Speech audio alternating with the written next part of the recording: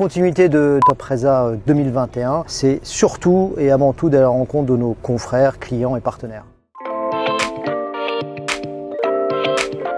C'est un must d'assister à ce salon pour nos collaborateurs, donc je dirais en tout une cinquantaine entre ceux qui sont présents permanents et ceux qui assurent par roulement, parce qu'on fait beaucoup d'animations sur le stand, qui viennent aussi participer à l'événement. C'est partie de la fête du tourisme.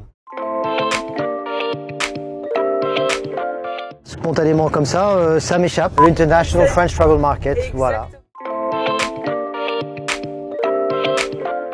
C'est un moment de partage aussi avec nos collaborateurs, parce qu'encore une fois, je disais, c'est un moment de fête aussi pour les clients internes que sont nos collaborateurs. Et puis le troisième, on n'est pas trois, c'est deux pour moi, les deux très bonnes raisons d'assister à l'IFTM.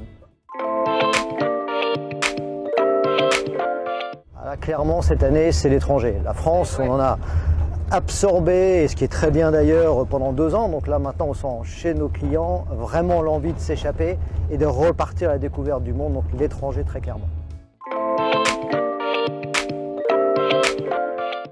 Les ventes là au moment où on se parle sont fortement reparties depuis la levée des restrictions pour voyager en particulier et la réouverture des frontières, les deux vont de pair.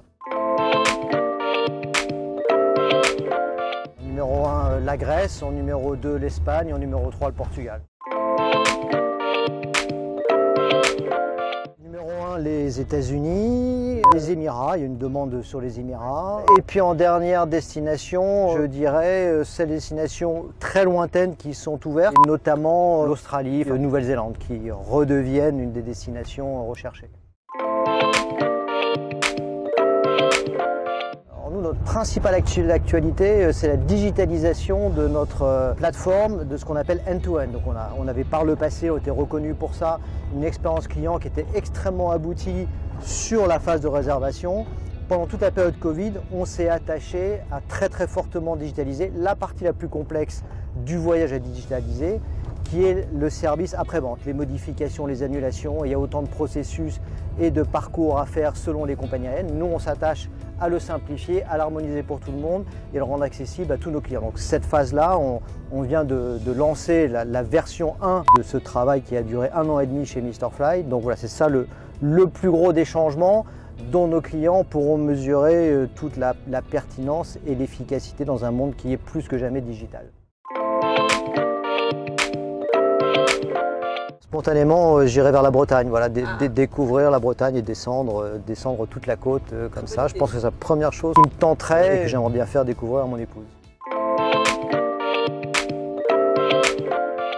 Alors il n'y en a jamais un seul parce que bon, à l'instant T, je dirais que c'est Mr Fly, mais on est très fiers aussi avec Carlos de ce qu'on a réussi à monter chez GoVoyage.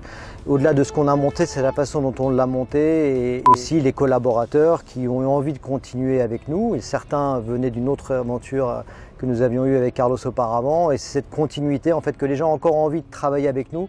C'est ça qui me rend le plus fier, plus que la réussite en tant que telle de l'entreprise. Voilà, ça tourne. Alors, je vais le mettre ici. Hop, c'est loin, c'est à l'opposé. C'est en Nouvelle-Zélande. Ma fille aînée qui a vécu en Nouvelle-Zélande et que j'avais décidé d'aller faire une course là-bas pour à la fois la retrouver et puis aussi pour collecter des fonds pour Imagine for Margot que je soutiens. Et donc je me suis retrouvé vraiment au trou du cul du monde à faire un ultra trail avec 80 personnes dans la nuit dans la grande banlieue d'Auckland. Donc voilà, c'était une expérience assez unique avec des gens très sympas et des paysages à couper le souffle. C'est l'optimisme. On a vu après les frustrations et les privations liées à la pandémie, une des principales aspirations des gens à peu près partout dans le monde, c'est de revoyager. C'est aussi un message d'espoir parce qu'on le voit que finalement là où il y a la guerre, c'est parce que les gens ne vont pas à la rencontre de l'autre.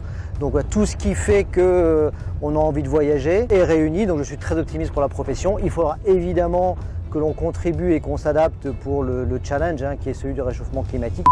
La grosse question, c'est comment le tourisme, comme c'est une force de paix et de découverte, peut s'inscrire dans un développement plus durable et plus respectueux des populations locales et de l'environnement. C'est rencontre, plaisir, partage.